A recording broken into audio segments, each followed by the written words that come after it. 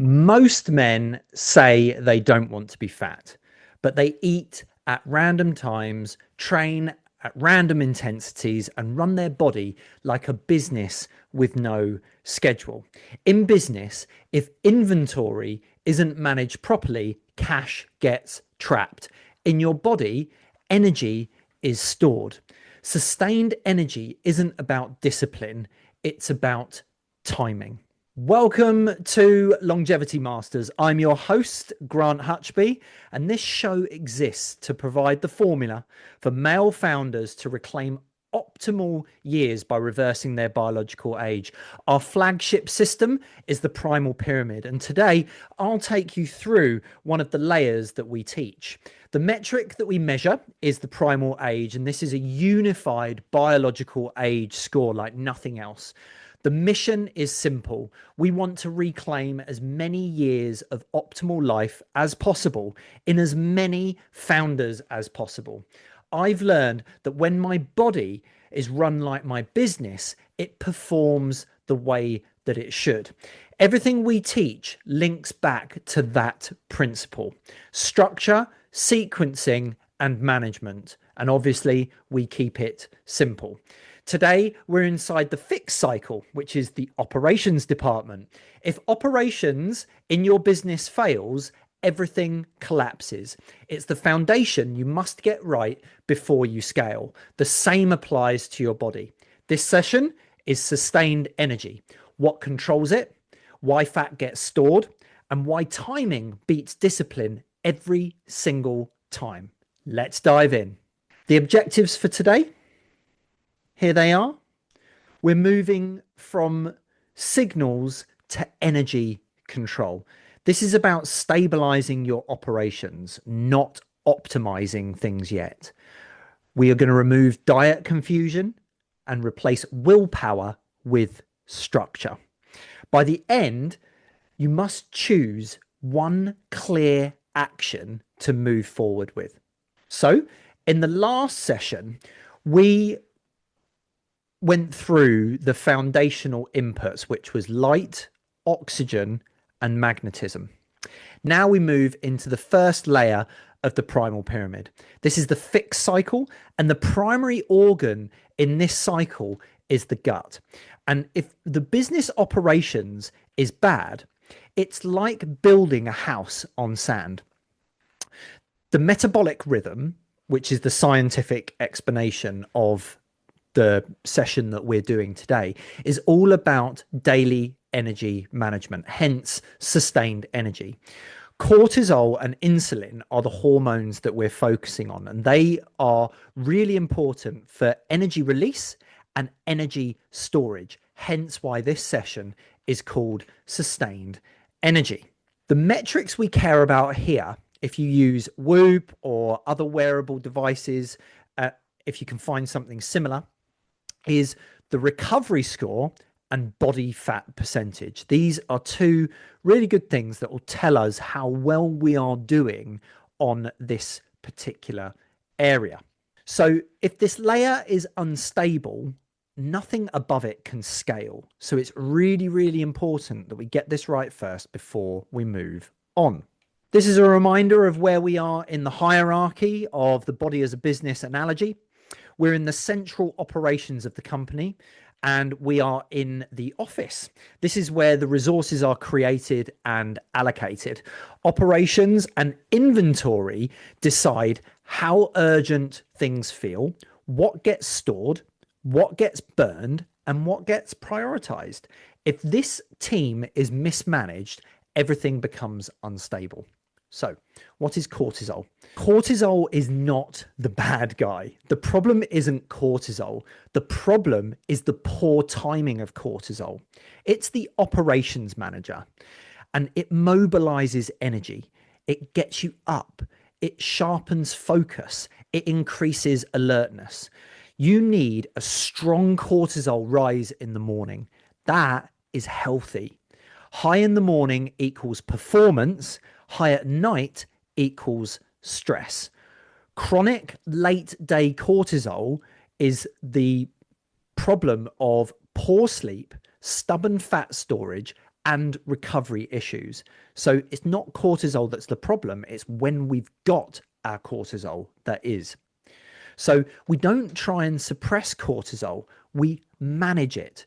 Remember that carbon dioxide dumping, the breathing exercises that we discussed in the previous episode, this can also be a great way to spike your cortisol in the morning. So what we were talking about in the previous session about light and oxygen, they are really good activities. So really bright lights in the morning, either from sunlight or from a sad lamp, and doing CO2 dumping, which is basically just taking a deep breath in and releasing it really quickly. You do, 30 rounds of that and your body will feel warm, and actually you'll raise your cortisol. So that looks a little bit like this. I won't do 30 of them, but you get the idea. If you do that, maybe 20 to 30 of those, 3 rounds, that will get you going. That will spike your cortisol in the morning. So this is the ideal rhythm, not a strict clock time. So just put times at the bottom to give you a gauge, because most people get up at the sort of 5:30 time. This timing shifts with obviously your wake and sleep time, but cortisol, basically what this is trying to highlight is that it should be at its highest shortly after waking. That is your built-in performance boost. And if you activate it right with the right protocols, cortisol will spike and will be high at the time that it should be high. So a morning spike equals high performance tasks like exercise, deep work, hard conversations, and then it gradually declines through the afternoon. So that's a good time for other meetings, calls, family time, and some lower value tasks. And then the evening, it should be really, really low. It's never non-existent, but it should be low to allow for things like melatonin to rise and come in, and other hormones to come in to help you relax so that you can recover while you rest and sleep. The problem isn't cortisol itself, it's mistimed cortisol. And if we can fix this by spiking it in the morning and not suppressing it, if you think that you need to suppress your cortisol to suppress stress, that's where the problem is, because what you're doing is probably suppressing it in the morning when it needs to be high. If it's high at night, that's where you feel wired, restless, you don't have great sleep, and you have a higher body fat risk. Remember, your operations manager sets everyone up first thing and is off duty at night. It's the same with your cortisol. That's why cortisol is the operations manager. So just a reminder, light exposure within the first 30 to 60 minutes of waking is the biggest driver of the morning spike of cortisol. It isn't part of these 3 actions, but because we spoke about it in the last session, I just wanted to point it out here that getting your bright light first thing in the morning is going to be really fundamental to spiking that cortisol first thing. But number 1, this is your performance window. You need to get your hard task done here while cortisol is naturally high. This is sort of the first 8 hours of you waking up. And then number 2, which is 9 to 15 hours after waking, you need to consciously manage your cortisol. Don't artificially spike it with stress, caffeine, or chaos. This is where you don't stop working, but your workload sort of reduces throughout the day, and therefore your stress will start to reduce throughout the day. And that's really important because that leads into the third stage of the day, which is when you wind down and actually go to sleep. So you need to protect this drop, reduce your stimulation and your conflict and work intensity so that you can spend the sort of last 1 to 2 hours of the time that you're awake so that it reduces cortisol down, melatonin gets released, and you absolutely can fall asleep nicely and recover well overnight. The target here is to get heart rate as low as possible, ideally within a few beats of your resting heart rate overnight before you go to sleep. Anything that significantly raises your heart rate isn't good. So like things like violent TV, watching sports, exercise, arguments with your kids or partner. Now, sex is different.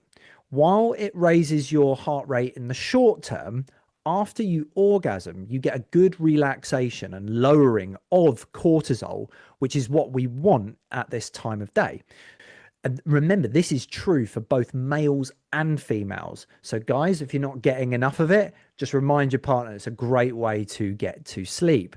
So, remember all these points and think of ones that maybe you're not doing as well as you could. Maybe you're having caffeine too late in the day, or maybe you're having hard conversations later on in the day. What you want to do is you want to try and organize your day so that you're doing the hardest stuff at the beginning when cortisol is high, and it gradually reduces throughout the day, getting to an absolute minimum just before you go to sleep so that your heart rate is as low as possible.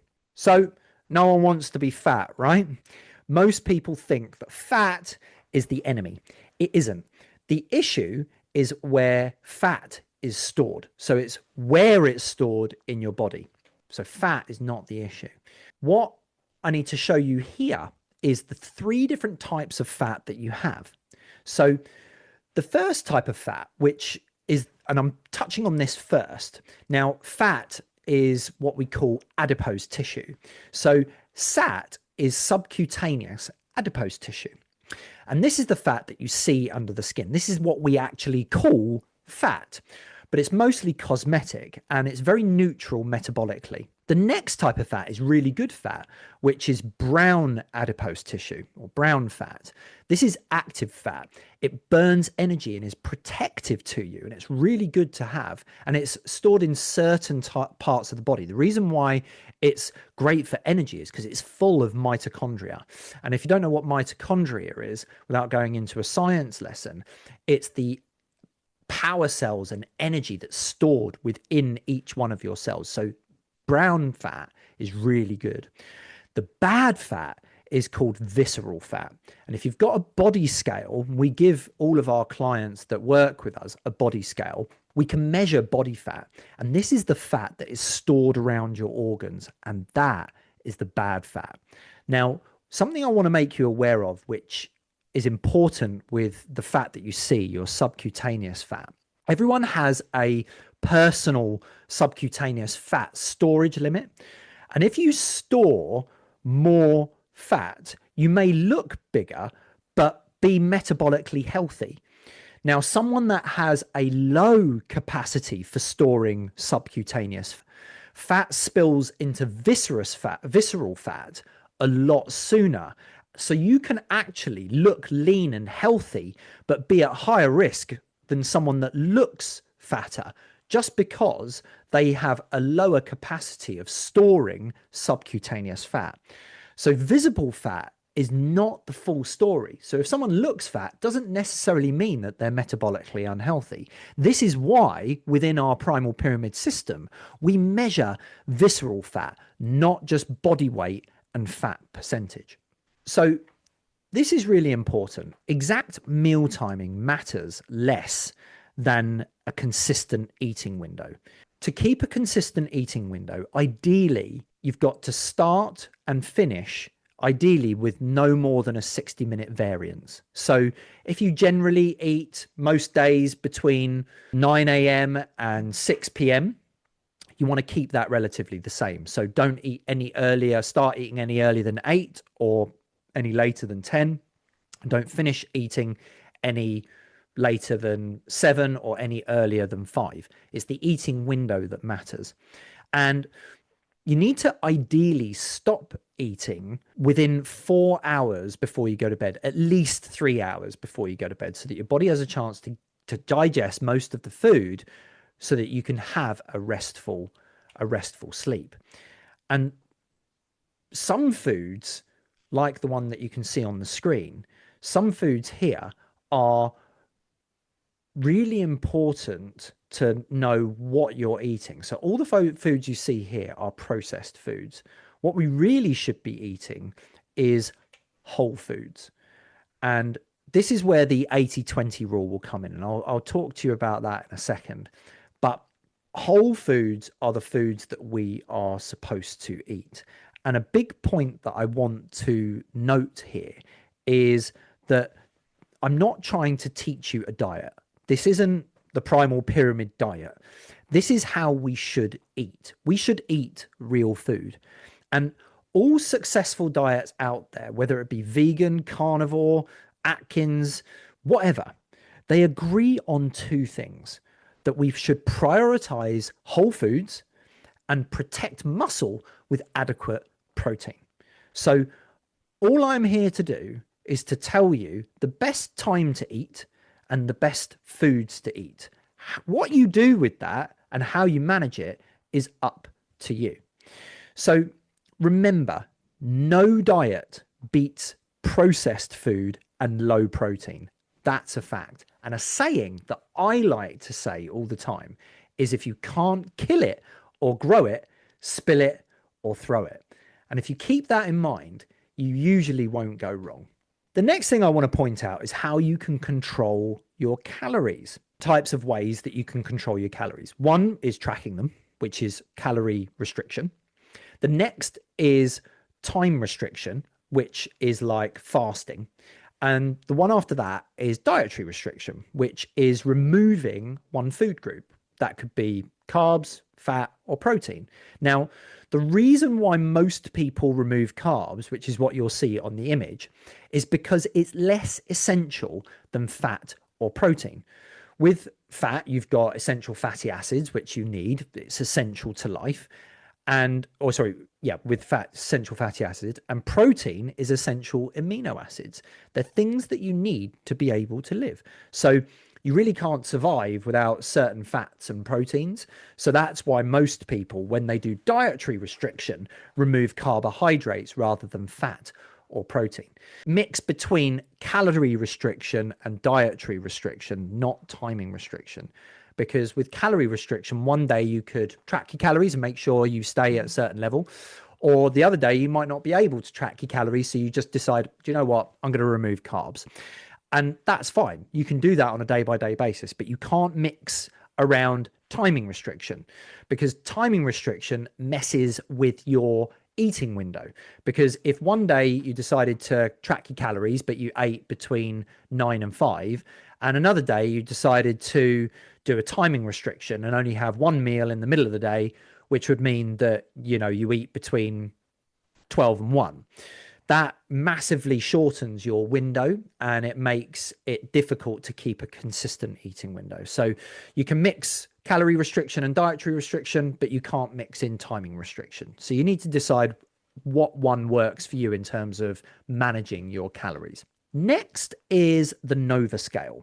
And just like business, you might not do this, but I've done this for a very long time, which is I have a 70-20-10 focus in my business. 70% of my time is spent on one type of thing, 20% of my time is spent on another type of thing, and 10% of my time is spent on another thing.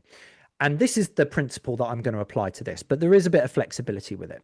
So the Nova scale is a way of measuring processed foods. So I'm going to reveal these to you at the moment. And as you can imagine, group number 1 is unprocessed or minimally processed foods, like whole foods, fruits, vegetables, meat, eggs, things like that. Then you've got group 2, which is like processed culinary, and we can add these to our foods. So if you add these in, this is considered group 2, and it's processed. But it's not extremely bad to have in small quantities. I mean, olive oil, extra virgin with polyphenols, is actually very, very good for you. But you don't want to have tons and tons of it because it's very high in calories. So you will only have a small amount of it. That doesn't mean that things in group 2 are bad for you. So nuts, I want to point out, is in group 2 because it can easily fall into a higher group depending on how they are processed. They can be in group 1 if it's totally raw, but if it's more difficult to get them like this. Usually there's added salt or something on them that makes them into group 2 or group 3. I mean, some nuts can be in group 4 if there's loads of added stuff in it. But yeah, it's just also given their calorie denseness, so they're very caloric dense. We want to, keep them to a minimum, but again, nuts and seeds can be very good for you. So group 2, there can be some good stuff for you, but they just need to be eaten in smaller amounts. Then you've got processed foods, which is not ultra processed, so they're still not horrible for you. However, Most bread in the supermarket, I want to point out, sits in group 4, but bread made properly, like sourdough, with minimal ingredients, is technically group 3. So just be careful. If you want to eat bread, make sure it's in group 3. And a well-made sourdough, as an example, would be one of these things. And then we've got group 4, which is ultra processed. So this is 70-20-10, and 70% needs to be group 1, 20% needs to be group 2 and 3, and then 10% can be group 4. Now you can mix this up a little bit. So you could do 80-20. So you could have 80% group 1, 10% group 2 and 3, and then 5% or 10% group 4. And again, you can mix these around totally if you want, but the main rules that you've got to work by is that group 1 has to be a minimum of 70% of your diet. And then group 4 is a maximum of 10%. So you can always reduce down group 4 to 5% or even 0 if you wanted to. But looking at this, ask yourself, are there some things you thought that weren't in group 4 or that were in different groups? My ones were definitely protein bars and shakes. I had loads of protein bars and loads of protein shakes. Now, there are some protein bars out there that use natural ingredients, so could fall under group 3. But you need to make sure that you're checking the ingredients. Get into the habit of turning over the packet when you go to a supermarket and check those ingredients. And my rule is if there's something on the back that you don't know what it is and it doesn't sound like a normal ingredient, it is probably ultra processed and you should put it down. So hopefully that gives you an idea and understanding of the Nova scale. And then we'll move on to the actions that you need to do to effectively manage the inventory department or the inventory staff and effectively manage your insulin, which keeps your body fat and your fat at the right level. So just remember, if you can't kill it or grow it, spill it or throw it, and look at the 80-20 rule or the 70-20-10. Remember, you can mix this around a little bit as well. Number 2, do what works for you, but keep the same eating window. If you can, 60 minutes. However, you can allow yourself 90-minute variants. It's important that you keep a consistent window. Timing is everything when it comes to your body. If you want your body to be in rhythm and you want your hormones to be released at the right time and in the right levels, timing is everything. Now, last but not least, the term protein, just so you know, is derived from the Greek word proteus, meaning primary.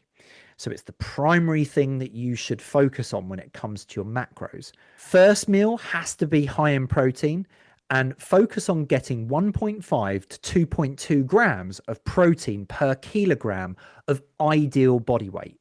So if you are fatter than you should be, right, and you know you should be a lot thinner, whatever your ideal body weight is, that's how you calculate your protein. Increase protein. So this is an important point.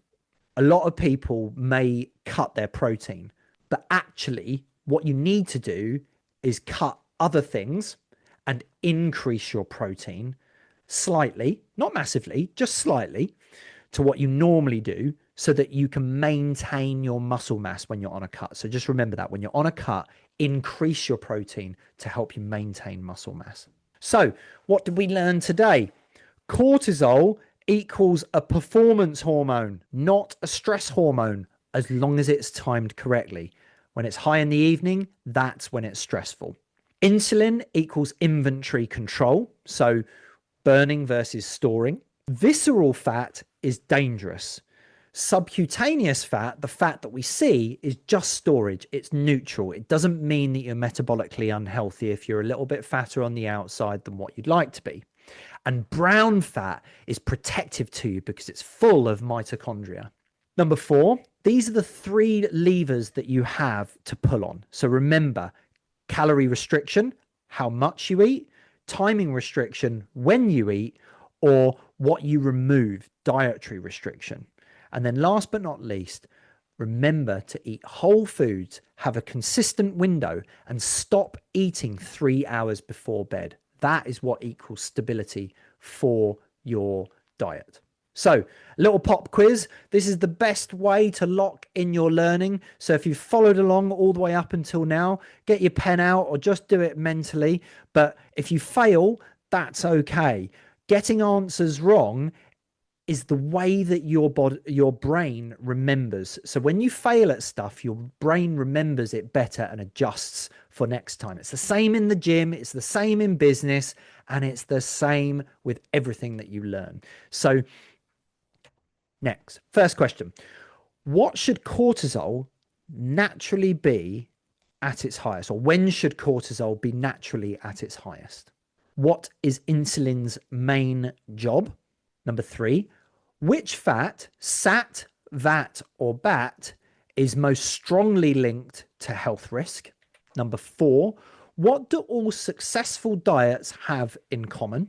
Number 5, what matters more for metabolic stability? Perfect food choice or a consistent eating window? So number 1, when should cortisol naturally be at its highest? Answer, in the morning, shortly after waking. Number 2, what's insulin's main job? Answer, to decide whether energy is used or stored. Number 3, which fat, SAT, VAT, or BAT, is most strongly linked to health risk? Answer, VAT, visceral fat or visceral adipose tissue. Number 4, what do all successful diets have in common? Answer, they prioritize whole foods and improve consistency. And going to tag on there, prioritize protein. Number 5, what matters more for metabolic stability? This is sort of multiple choice. 50-50 chance on this one. Perfect food choice or consistent eating window? Yep, you got it. The answer, consistent eating window. So just going to finish off. What was the 1 or 2 things that you will do off the back of today? Write them down. Make sure that you remember them and get everything in the right rhythm. So if this episode resonated with you, please feel free to share it with someone who you think this will help. And remember, always, always be young, be happy, be free, people. I'll see you on the next episode.